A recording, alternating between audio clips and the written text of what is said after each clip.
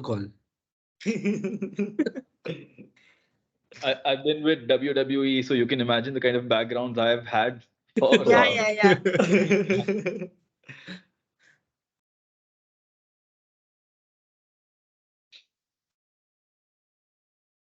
Who was that Mexican WWE star who used to wear Rey this mask? Mysterio. No, he used to do that. Rey Mysterio. Mistake. yeah. क्या वो 316 करता था? क्या करता था वो? Correct. 619. 316 was Austin. 619. अच्छा. 619. Interesting to see so many people still glued on to WWE. I still have those cards that we used to get. These I also collectible cards. Right. Power card. Yeah. हम और लोग cousins खेलते के साथ थे। क्या लड़ाई होती थी हल्क हॉगन वाले बूमर के के साथ साथ, मिलता अंडरटेकर था। के साथ। Chess के साथ मिलता 56 clash.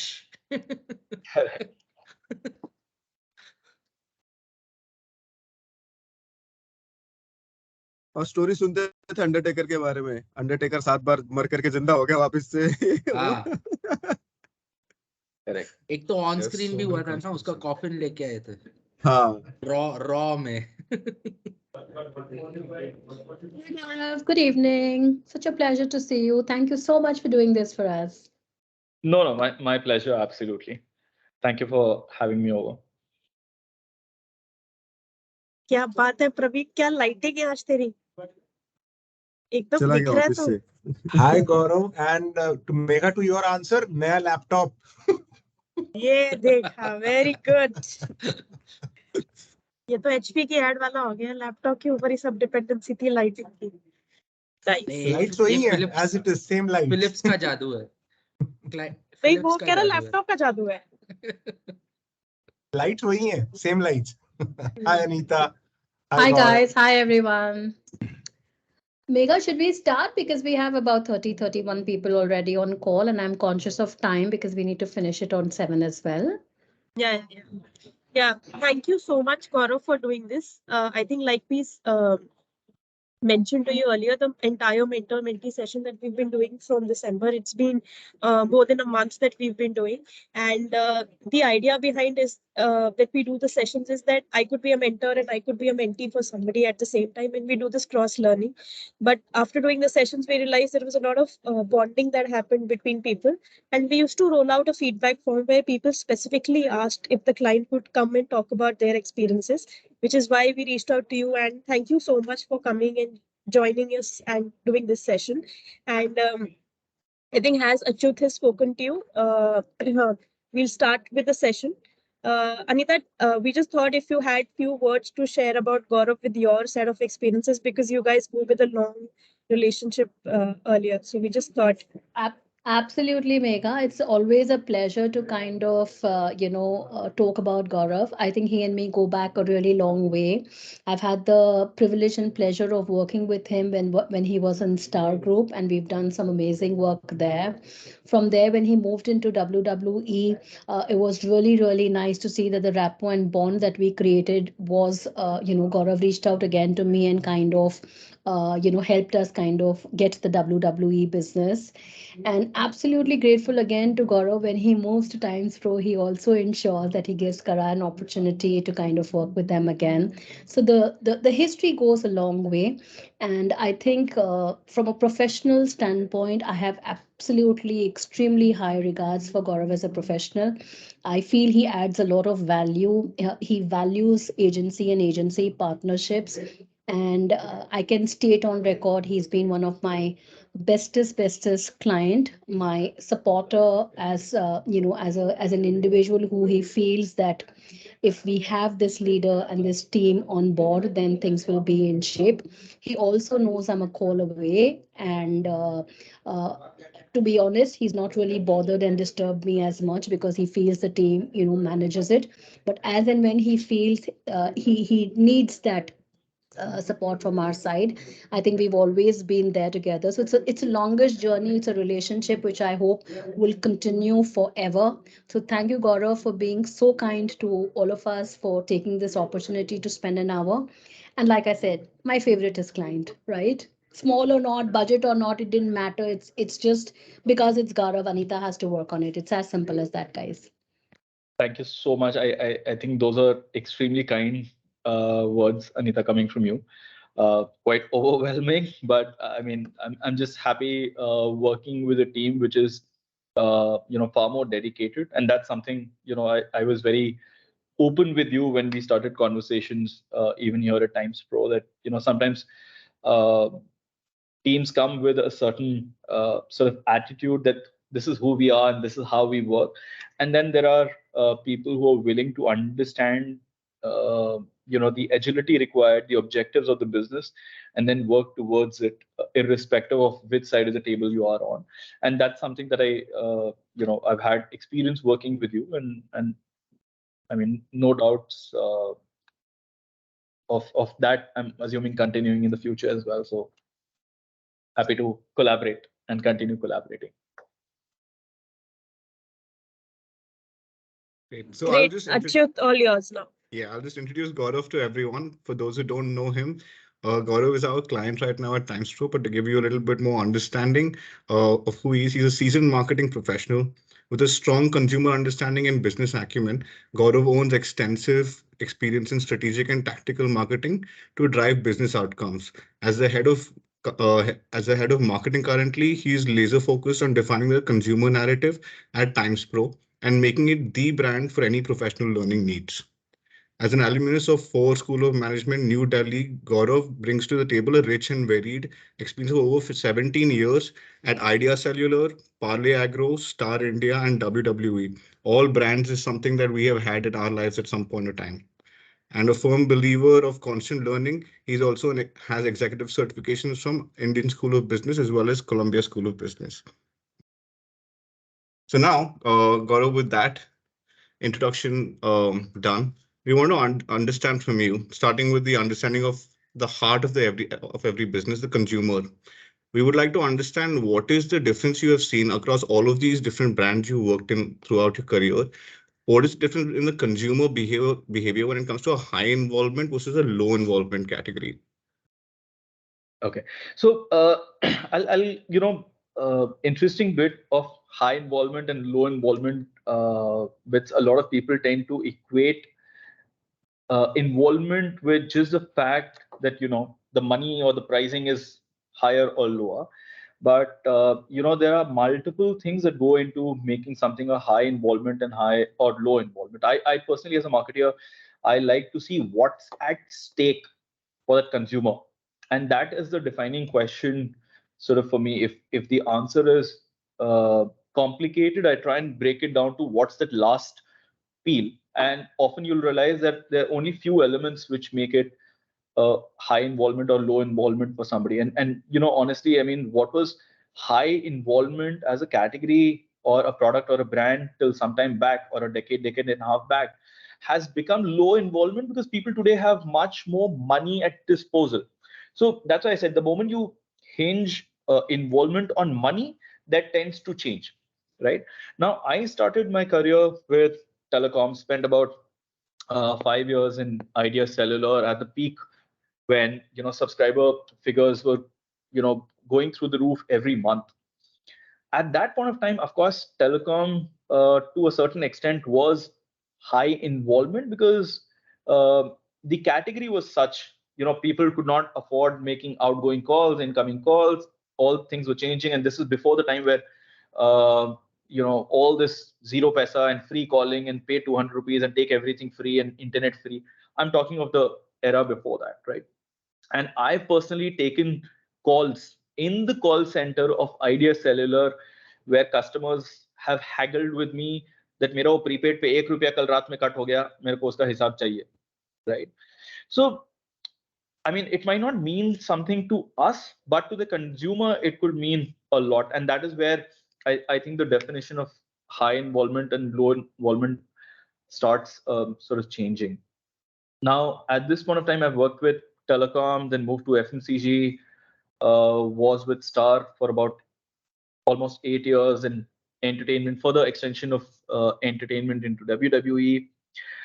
Again, if you look at Star as a category, or some of the TV shows and characters that people watch, your involvement is technically just a switch in or switch out in terms of the button, right? But it's the emotional payoff that becomes very important for people. People have invested that half an hour at 8 p.m. or 8:30 p.m. for the last 6 months, and hence their involvement is extremely high, right? So what I'm trying to say is it's not really the money factor one. Second is how, in the world of tech, we sort of look at a undo button every time कि कुछ भी हमने type किया, there's always a undo button handy, right? At the consumer's end, that undo button is not there, right? They don't know if they'll be able to rectify a expensive, and by expensive again, not monetary terms, mistake that they end up doing. They don't want to be in a position of repenting. And the moment you get to that question again, what's at stake? You look at categories like insurance. Somebody will take a lot of time to sign up for an insurance product because he or she knows that the utility of the product is only going to come in the picture when he or she is not there. So your family's future, their upbringing, their education, the house which is on EMI, etc., everything is on stake. Maybe for that only 25,000 rupees premium, but it's not the 25,000 rupee premium, but what's the larger end at stake. So categories, of course, are changing. The moment products change, monies and price points change, these categories will go through high involvement becoming low involvement. Rarely I've seen something going from low involvement to a high involvement, honestly. But the other side is pretty valid, and many categories that you guys also would have worked on. Look at electronics, right? Look at smart TVs, which were priced at 50-70,000, and nobody could afford television, which anyways is a far more inclusive decision at the household, right? It's not never a individual decision to make unless you're like a couple or individual staying. But today, every second TV, as per the data which is being sold, is a smart TV, right? Again, it's not remain so expensive anymore, and hence the involvement in terms of what's at stake is only ठीक है, पैसा 2 साल बाद फिर change कर लेंगे, upgrade कर लेंगे, OLX पे बेच देंगे, हॉल वाले टीवी को रूम में शिफ्ट कर लेंगे, बाहर के लिए बाहर बड़ा ले लेंगे. So your barriers have changed, whether it's in terms of the entry or the exit.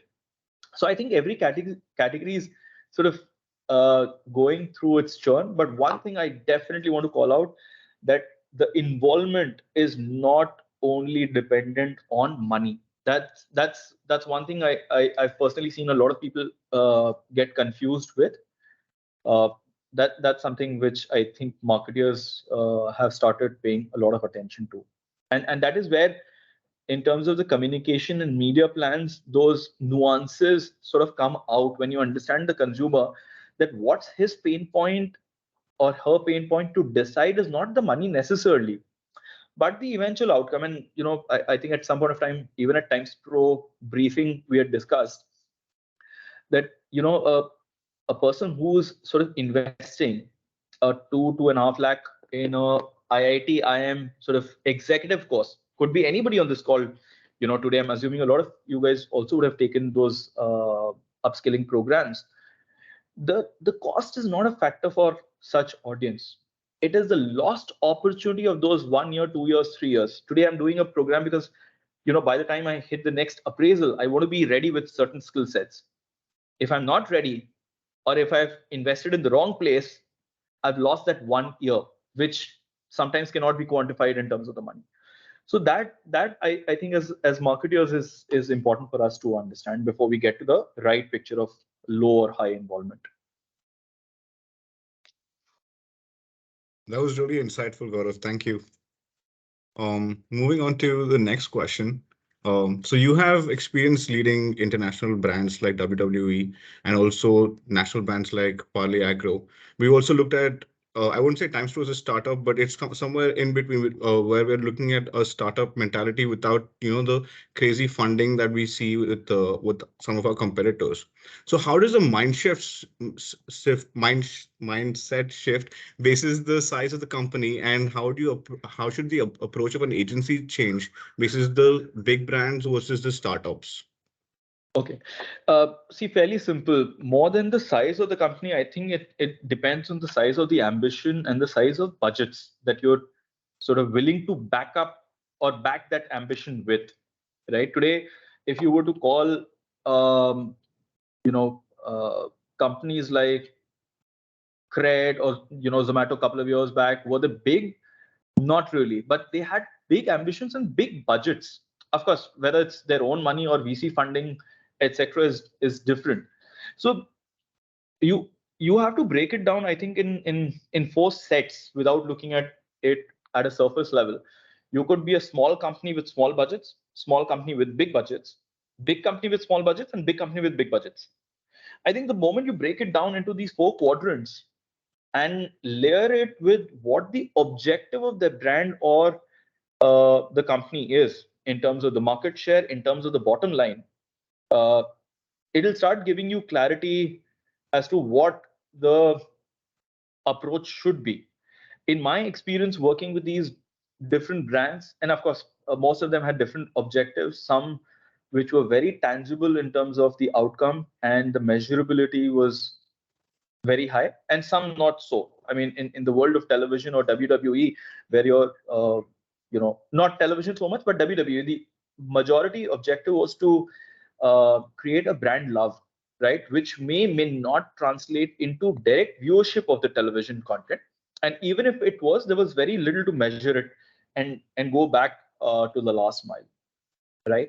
That's one. In terms of actual brand, because WWE had touch points not only in terms of television but also merchandise, ticketing sales, any other market level opportunity, etc. In terms of the brand today that I work on, TimesPro, okay, and in the category that it is, and we are looking at very effective business growth, right? So we are far more conscious of the bottom line as compared to many others in the category. So we see the world from our perspective of ROI and effectiveness. Either I can throw 100 rupees in the market for ROI of 50%, or I could spend 60 and look at a ROI of 40. Now, somebody can say ROI of 50 at absolute terms is still higher than 40. And why would you hold back and not chase that 10%? But what is the 10% coming at the cost of is important. And again, when we look at media plans also, at some point of time, the reach starts plateauing, right? You'll say that, okay, 70 at 3 plus 10 crores. You add 2 crores more, it will only go up by certain basis point because there's only that much to recruit from in terms of the pool. So there are different models I've seen in different companies. As a marketer, your objective are always aligned to the business objectives. So business objectives will give way to market objectives, and from there, the media objectives and the creative objectives will stem. So it's just important to have a line of sight at the entire objective funnel, if I can call that. But the moment you start with the predominant objective of the company and the organization, you'll understand why certain marketing objectives and why certain media objectives. So, I mean, I like to break it down into those different quadrants to to work on my media plans and see ROI accordingly. And how about from a culture point of view? Have you seen any difference in terms of how people work at TimesPro and how the team works versus how a team works at Parley Agro, which I would imagine is a much bigger team. So how does the culture change from companies as big as this, and do they want to interact differently with agencies? Is what I'd like to understand. Yeah, so again, see, it's from a culture perspective, how much are you willing to back your ambition is just one. A lot of times, I've seen, and I'm not talking about TimesPro or Parley Agro, but without taking the name of the companies, I've seen people walk into a plan and develop cold feet very soon. Certain times when you are at a certain maturity level, you know exactly outcome, you're confident to take those bets. Again, a function of sometimes the budgets, because when you have more, you have a higher appetite to experiment, you have a higher appetite to sort of absorb. It's no different than going into a casino with $10,000 chips, or $1 million chips. When you have $1 million, you can throw your weight around on the poker table, intimidating people, and you can just buy the pot by just raising the stakes, right? आपके पास है ही लगाने को 10,000, तो आपको खोने को भी उतने ही है, right? Before making the bet and winning, you're already thinking कि यार इतने से ही है मेरे पास, सामने वाले के पास तो ज्यादा है, right? So sometimes it's a combination of multiple things which then start seeping into the belief and the culture of the organization. And of course, uh, it depends on how much of early success you're able to put out as a marketing team, or as an agency partner on the table, saying, you don't have to wait for the last mile to see some proof of the pudding. Here's 1 week, it's already reflecting. That gives a certain confidence to people to put more. Again, like poker, when you got good hand, right, and you can read it into your opponent's sort of face and indecisiveness, you tend to back your cards and say, okay, let's go for a race. So that feeling of or that confidence of early win is also sometimes necessary, and not every organization or leadership team will be at the same stage of maturity in terms of marketing or overall media works. So yeah. Yes, Anita. Gaurav, just a quick question. Given the fact that you worked with Star Network, which has scale and massive pieces, we worked on some amazing budgets there. To cut to even an idea would have had a relatively high budget, etc. To coming into WWE Times Pro, where we have a relatively lesser budget. Organizations which are large in scale have a certain culture, and organizations which are nimble and smaller in nature do have a way of trying to build their own culture, more closeness, more agility, a lot more interactions with the senior management. You get that pace. So when you and this is purely a question saying from Star to WWE, when you chose that, or from WWE to Times Pro, somewhere in your mind, what were the thoughts? Why did you go from here to Star to something like this? What drove you there? What got you to saying, no, this is what I want to do?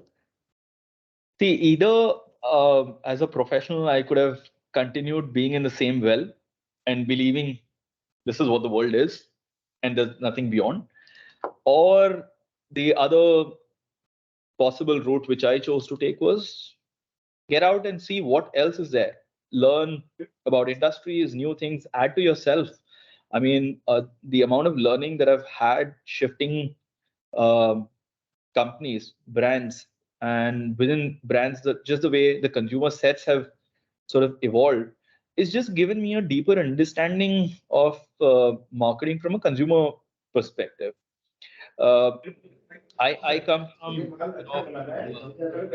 smaller cities, as in my entire childhood has been far more heartland than some of the bigger cities, and I see some of that learning play into the mass brands that I've handled. Most of the mass categories, I was able to add value. But at a point in time, I also want to upskill, upgrade myself, and add to my own skill sets, which maybe that particular company or the brand did not have in terms of offering. So now today, moving to WWE and WWE, is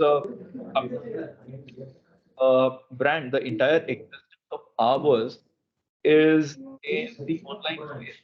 The business is online, the product is online, the discussions of the full funnel and how the consumer moves into top of the funnel, at the bottom of the funnel, was not a conversation I would have ever had at start. maybe now at one start those kind of conversations must happen. So I mean, there's a conscious decision not to get sort of boxed in one category or one. Thanks, Gaurav. Sure. Amit, you had your hand raised. Yeah, hi, Ajit. Hi, Hi, Gaurav. hi, Amit. Okay, so I just wanted to ask. This is not like out of the box question. So as we have seen, like most of the education brands, what we say, upgrades or Whitehead Junior or other brands have done the like VC funding, and they're going towards that, and they are raising the money, and then they are investing it. So like, are you planning to go for this VC funding, or this will be purely like whatever data you are getting or whatever leads or the admissions you are getting, and you are going to utilize that money in marketing or promoting the Times Pro? So I'll break it into two bits. One is the VC funding, which is for another team to look after and much strategic discussion in nature. So from a marketing perspective, I'll keep that aside for now. But from focus on marketing, yes. I mean, the idea is, it needs to be a self-sustainable cycle, right? We can't take monies from external sources or from balance sheet and start plowing it into uh, the opex without any return in sight. The idea is that whatever we are earning should be able to fund our marketing, which means that we're not only talking about the top line, but also it needs to be a profitable proposition for the business to go back and, for me to go back and say that, okay, this is what we spent this year, this was the outcome, now we're looking at this sort of targets for next year for overall business, and basis that this is the plan that we've got to take the company to that level, right? So it's a sort of a you know self-sustained sort of equation that needs to be developed, and that's essentially what we're working towards. The more awareness, the more consideration, more brand love hopefully should result into more business. The more business we have, we'll be far again more confident as a proof that, okay, whatever we are working on is paying dividends. So let's go back and sort of grow that pie. Sustainable growth. Absolutely. Thank you, Adi? thank you, Gaurav. Yeah, Sure. hi. Hi, Gaurav. Hi I there. just had a follow-up question to what Anita asked. I mean, you spoke about switching brands, but it also is switching a complete industry, right, from entertainment to Times Pro now. So how do you, I mean, what's your take on like how do you approach of unlearning and learning new things, or how effective is what you've learned in the past in a different area, industry and applying it to a new industry completely? So how you approach of matching a frequency to whatever your place at right now?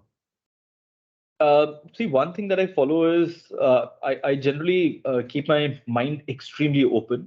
I don't work with rigid philosophies. I mean, that's just me, as a person overall, not only as a professional. So I like to use that approach across all places.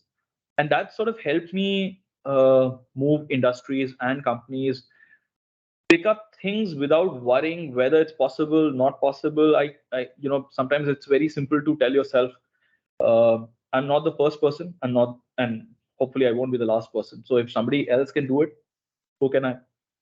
Uh, Now, having said that, I mean, it depends also on the personal preferences. A lot of people want to become specialist in one industry, and there's nothing wrong with that. Your knowledge run deep, and you have a certain expertise that nobody else may be able to manage. For me, I mean, I wanted to grow sort of horizontally, learn a lot more about businesses, industries, consumers, etc. So I've just sort of molded myself in that fashion. Now, consumer, if you understood one category consumer, doesn't mean that the other category consumer is another species coming from some other planet, right?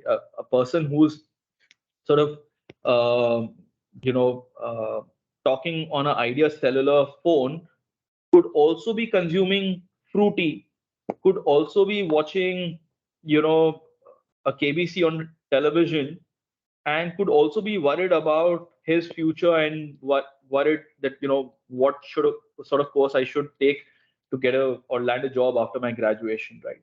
So you have to understand the facets of the same consumer eventually, right? Of course, if you I mean, that may not be true for all categories. If today, for example, from a mass category, since I've been in mass category, it's just becomes slightly easier.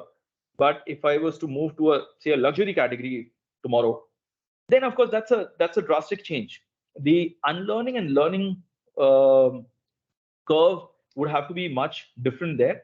But I've been in the mass category of sorts, so I've just tried understanding different facets of that same consumer, who could be using all these brands across his daily life.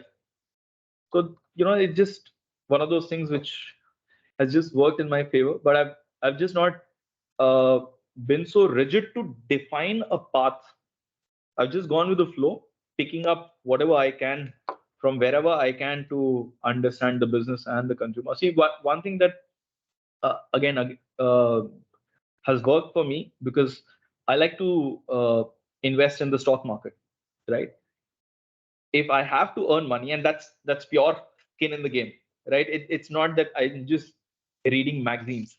Can't get more involved in that, right? So I like to invest in companies where I understand their business model, where I'm confident about their industry. So I like to do a deep reading about the industry, company, etc., their plans, etc.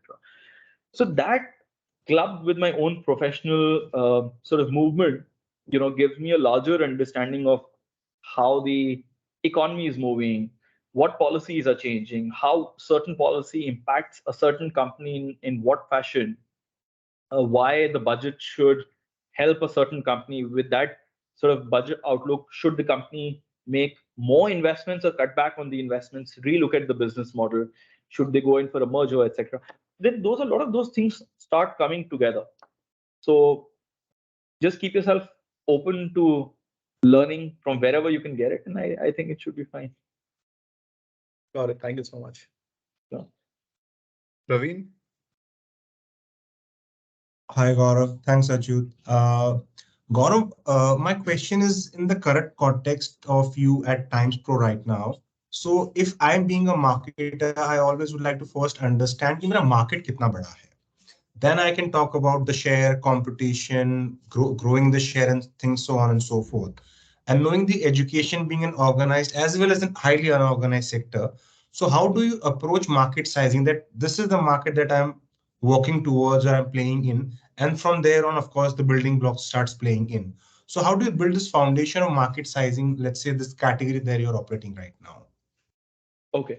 So see, again, from a tech category point of view, if you were to talk about, there are numbers available in terms of how big the category is and what the sizing of that category is, and it'll also tell you at what pace that market is growing. Now that's based on certain assumptions. Certain times you'll have a very clear understanding of the market size, and somewhere it'll be the potential of the market dependent. Right now, where higher education is, and considering we are within the edtech space, we are in the higher edtech space, right? We're not in the K-12 segment or the tuition segment, etc. So we are in the higher edtech space. Higher edtech space, we see growing much more than what a lot of reports have sort of put out um in the space. I mean, right now within edtech, K-12 happens to be the biggest or the dominant category, but the growth in higher edtech in terms of the percentage is going to be much higher. So right now it's a lot more potential driven, and we are creating a market. So one is, there is a market you follow as a brand, or as a brand you define and create a category for the market.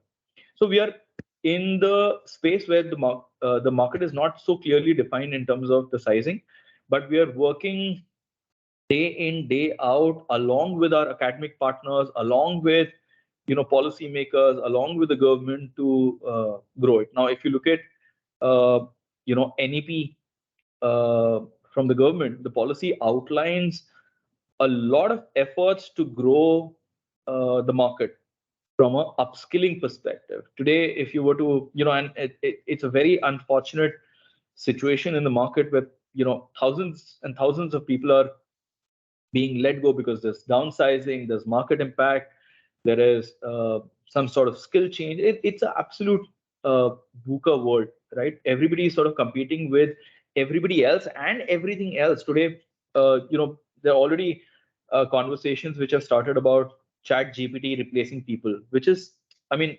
potentially can be. But people today want to be upskilled so that they're far more future proof. So it's not only about being relevant today, but also to future proof yourself. At this point of time, it's very uh, easy to say that the category is only say $3 billion or $4 billion, but we see that that pie growing to a at a much greater pace than many other categories. So the numbers are there. I mean, happy to share some of the reports, with you. And if you're interested in knowing a lot more about certain brands and certain categories, there are also suggestions available in the West in terms of the adoption. Now, unlike some of the other categories where we followed the West, and there's a lag of 5-7 years for you to understand the trajectory. EdTech is not one of those. I mean, I'd seen that trajectory in the telecom days where India followed the West with a lag of few years, right? And you could see that यहाँ पे ये होगा तो India में भी 2-4 साल के बाद आ जाएगा. Internet also, the same thing happened. EdTech technically is growing at the same time in India and I mean both in East and the West. It's possible that India could be redefining or defining the norms of edtech globally in the next few years. Thank you so much for that, Gaurav. But that K-12 and the new NEP will definitely have a bigger role and bigger impact in the years to come, I'm sure. Of course, of course. Yeah. And one more thing, would be more than happy to have those reports if you could be kind enough to extend for us. Yeah, absolutely, absolutely. Thank you so much. Sai Pratik? Thank you, Achyut. Hi, Gaurav. Good evening. Pleasure to be addressed by you today, this evening. So I recently started out with my career at Kara, and my question is revolving around there will be like some groundbreaking marketing tactics like brand communications specifically coming to like Parle-G. Like still people like Parle-G, of course, is one of the leading biscuit brands in India, and the marketing communication behind that, G for Genius, and as say like itchguard, something like that, like it will hook on to people, it will hook on to people's mind for a very very long time. But before that campaign goes live, like we won't be having that how to gauge that this will stay around in people's mind, like this will be a kick-ass brand communication strategy. Like before it goes live, right, it will seem like, oh, it's just like another some normal phrase. Like how do we gauge that and have a profound impact on the consumers? Okay. Yeah. Okay. So let me come to that question. But before that, just clarifying, I was a part of Parle Agro. Parle product is a different company. Parle Agro dealt with Fruity, Appy Fizz, Hippo snacking brand. Unfortunately, it's died out. But yeah, that's a separate company. But yeah, from a brand perspective, sometimes it's the simplest things that become memorable, the way they've been presented. Uh, I don't think the consumer anytime seeks a complicated line that they don't understand, but you feel very smart about, right? And that happens a lot of times where the creative teams will get extremely excited about some line which the consumer cannot make a head and tail about at all, right? Uh, Sometimes it's best to keep things extremely simple. But yeah, I mean, there's no science to that wordplay and the magic that somebody can create, and that's why you've got creative geniuses in the industry who tweak that one word, and intuitively looking back, it looks like, "Arey, ye to line mein har din use karta hu. What's the big deal?" This so much of credit to this XYZ agency's head, etc. But it is that understanding of the consumer. and most of the times you'll see such creative geniuses coming from a very deep rooted consumer world.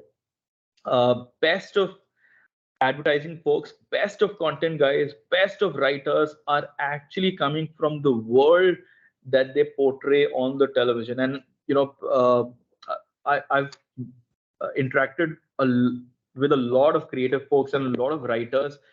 I enjoy talking to people who understand the lay of the land, right? Uh, During my stint at Star, I had an opportunity of working on multiple brands. One of the brands that I worked last on was called Star Bharat, which was a very heartland and a rooted brand created for storytelling for that audience, right? Again, intuitively looks very, looking back looks very simple, but it's just understanding the consumer. I mean, if that's something that you really are interested in, I would suggest um, travel and interact a lot with people across the country, not only Bombay, Delhi. Do not create your views of that market and consumer sitting here. That would be the biggest mistake that you can do. And again, I have seen that within the same uh, country. I mean, I've had opportunity working with international folks at WWE. They had a certain worldview to the market, India per se, because just the way India has been depicted in many pop culture references, and you have to tell them that that's not what India is. India is, thousands of miles ahead of where you think it was. Unfortunate situation is that a lot of people who are in Bombay and Delhi have the same view of a Bihar and UP, right? So do not restrict yourself, travel a lot, meet those people. Next time you're traveling to Lucknow and that, please do not go to Starbucks. Go to a nearby chai ka dukan, chit chat with the guy. Do not, be dependent on the cab that Kara gives you. Book a local cab there, chit chat with the taxi driver, tell him to take you to a place where the locals enjoy the cuisine and not the Pizza Huts of the world. You'll suddenly see a different world. If you get to that consumer understanding, everything else is sorted, I think. Thank you so much, Gaurav. Very well answered. Thank you so much. Anil, you had raised your hand. Oh yeah, Gaurav partly answered that actually. So anyway, we'll just elaborate if you could elaborate a bit. So that recession is hitting hard across the globe, and what's your take on it? And we've seen the brands cutting down the budgets and laying off people. So what's the impact on the category you handle? So it's very interesting category, right? So when people want to upskill themselves, and when this kind of situation probably like can give the boost, and also we have seen that the money also going down. So what is the sweet spot? Like, is there anything like analysis if you can provide us? It would be helpful. Sure. So, unfortunately, there's no data available to suggest either which ways. But what recession, of course, we know it can do in terms of individuals, their outlook, their job safety, security, etc. And hence, people at in a situation like this would be far more inclined to become future-proof, add more skill sets so that they're far more valuable to the organization and to the role that they are in. And it's a cycle. I mean, every decade or so, somebody would go, through that same feeling that, yeah, today what I'm doing today, the new batch is doing it much better. They have come at a certain exposure, a certain level. I need to up my game, right? Now, the only thing that has happened in the last 5-7 years because of tech is that suddenly the gears have changed, not from 1 to 2 or 2 to 3, but it's straight gone from 2 to 4 or 2 to 5 maybe, right? And topping it up with the scenario of current recession, I mean, one thing is to be protected and insulated against that recession. And of course, at a country level, I think we are far better than many other countries. A lot of the impact that you're reading in the newspapers is because of the umbilical cords that certain companies have with international market, and hence there's a certain impact. But if you were to look at the domestic consumption and the domestic play, I don't think today companies who are dependent only on India as a market with well capitalized position, they are not so worried. They could be becoming sort of agile, looking at the future, right? But I don't think they're worried so much about recession. They're far more internally focused. But yeah, at a professional level, I think people could be looking at a lot of options to be future proof. So I mean, in our category, few of those things could, I mean, work in favor of the category, not in intended favor, I mean, situation at all. But I'm just saying, I mean, I've seen that during the media days as well. I mean, when this was and I think I would have interacted with the Mindshare team and Anita a lot at that point of time, where I think I don't remember the years, whether this was 10 or between 10 and 12, where the markets were very wobbly. People were cutting back on spends, and there was a certain sales pressure, etc., from a monetization perspective. But at the same time, the viewership was through the roof, because a lot of people said that this is the only way we can sort of relax. This is the only way we can be in an escapist world to divert our attention from all the stress and the pressure. So sometimes, yeah, different categories have different dynamics, but I don't think we are worried about that a lot right now. Great. Thanks, brother. So there are a few more questions, but before we go to those questions, we had a little bit of a surprise game prepared for you, Gaurav. I'll just invite Harsimran to take us lead the game. Hey Gaurav. Hi. So we prepared a small segment for you, uh, where I'll just show my screen first.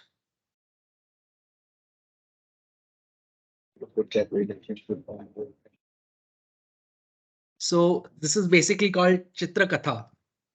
Okay. We have taken the liberty. We've taken the liberty of pulling a few images out of your privileged social media, your Instagram, and Okay. we thought to know a little bit more about the picture which you had clicked and posted. What is the story behind it? Okay. So in the first picture, we see that you're taking inspiration from Veerapan. Yeah. So yeah, this was long back. A colleague of mine owns a massive estate in borders of Goa, and we've just gone to that estate. It's absolutely raw, absolutely wild, and wherever we went, we had like a full jeep of people with the guns, because there were wild animals there. So yeah, this was just one of those fun trips. I picked up So the gun did you and all hunt? Did you all hunt something? no, Did you no, get to not shoot? in my wildest of dreams I would go that side. But yeah, it was a good experience holding the gun, feeling like a hunter, or I mean, definitely not Veerappan. I don't have those kind of. But yeah, interesting. This lake that you see, without realizing, some of us jumped into the lake for some swim, and then there's another boat where the estate manager was in the next boat, who immediately shouted that there are crocodiles in the lake and you need to get out. So yeah, I don't think the gun would have helped a lot that time. Okay, the next picture, we see that you're looking at alternate careers, looking for being a DJ. Yeah, so this just again, one of the things that helps me sort of compose, and that's one of the ways I find balance, is through different mojos that I get from outside of the work. So I used to do some fun DJing during my college days.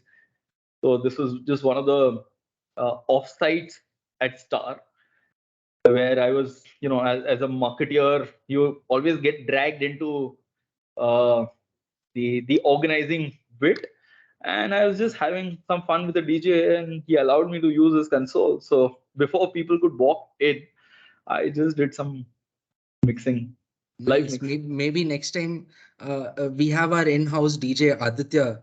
Maybe you both can jam something for the whole company. Sure, sure. But if I was you, I wouldn't get my hopes up a lot, huh? It's been long. We see that you're trying to be bigger than people. Oh yeah, this was, it took me hard time to explain people that there's no Photoshop at all in this picture. This is like a real picture with real people. These are not dummies. These are not those sort of cutouts that you see in South India when Rajnikant movie releases. There's like a three-dimensional or all-dimensional person who's standing there. Uh, this was at WWE. In fact, this was at the tryout where we sort of firmed up the plan to bring WWE to the country to do its first tryout in the market ever. Some really good talent we came across. In fact, the person on my left, Shanky was not Shanky. Sukhinder was actually picked up for WWE. He is actually in WWE right now as one of the talents from the country. But yeah, uh, was an extremely humbling moment when you realize that okay, you're in the scheme of larger things, you're just a small little person. Okay, last not the least, I feel you're trying to be Thor. No, this I would definitely like to highlight that this is a 2014 picture where I had more time to hit the gym. Now I have none. That's why you won't see any pictures of me and my workout possibly after those 14, 15 sort of dates. Nice, nice. Thank you so much. Back to you, Achut. My Yeah. pleasure. Um, I'm glad you picked up some very clean images from my feed. The other images we can have maybe a smaller group chat. Sure, sure. I think there are a few more questions. Ahana, you had your hand up.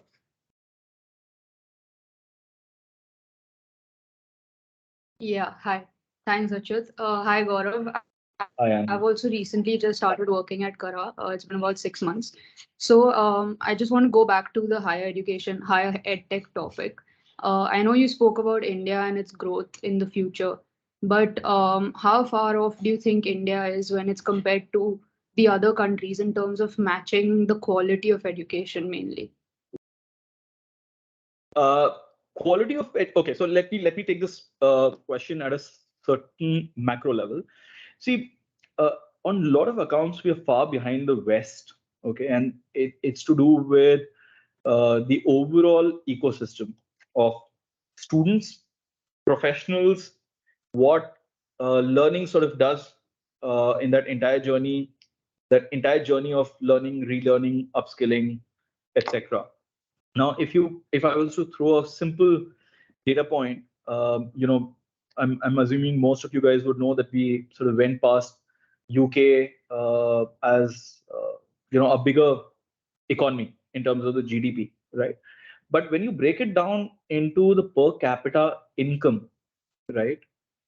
Per capita income of India is $2,000, and while we are bigger than UK in terms of the economy, the per capita income of UK is $47,000, right? Now that just becomes a starting point of a lot of things, in terms of the lifestyle and your understanding, etc. Today, NEP, that's been rolled out by the government defines the gross enrollment ratio target at a 50%, which means everybody who's uh, of a certain eligible age, 50% should be in the higher education space. But the problem is that we are only at 27% with the current infrastructure. If you have to take it to a 50%, which means you'll need thousands of more universities, millions of more faculty members, and millions of sort of seats to get people up to that level, right? Now, one is from the learner side, their sort of understanding of the category and what upskilling can do to them is far behind the West, right? And that is where we are working towards creating that knowledge, awareness of the category and what upskilling adds to your sort of life, where professional courses can help you move up in your, designation, company, money, whatever it is, right? That you sort of seek to achieve. That's one.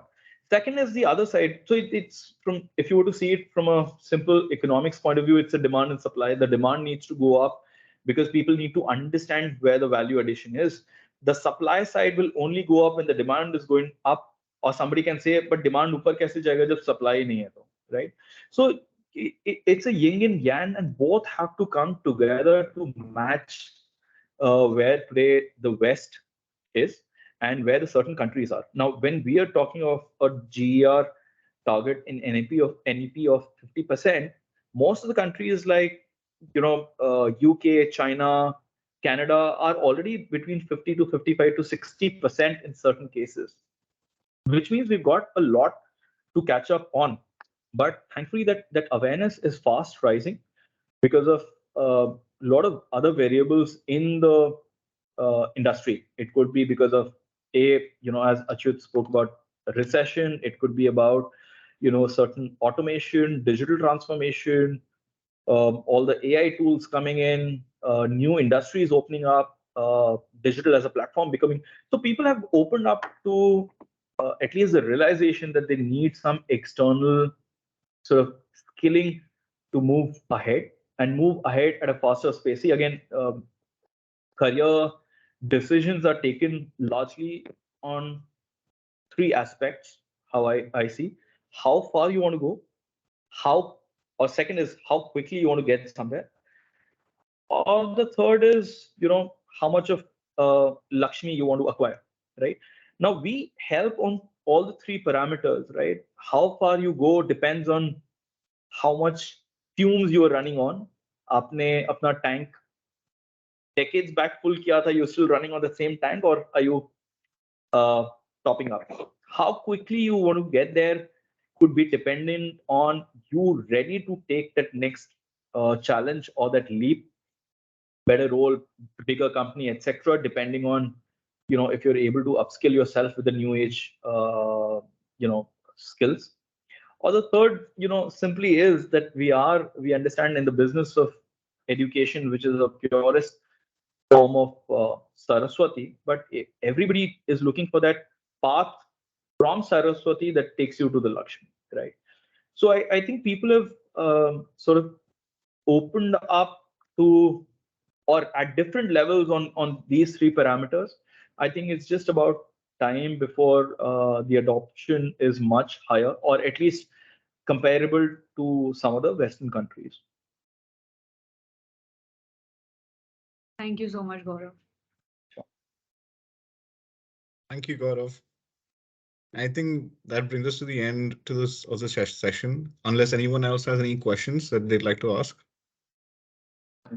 Nachit, I think let's just wrap up because we've given him an hour. We're over 2 minutes of what we've kind of presented. So thank you, Gaurav. Thank you so much for spending this hour with us and enlightening us with a lot of perspectives, which I think make a difference to a lot of our individuals across levels, right?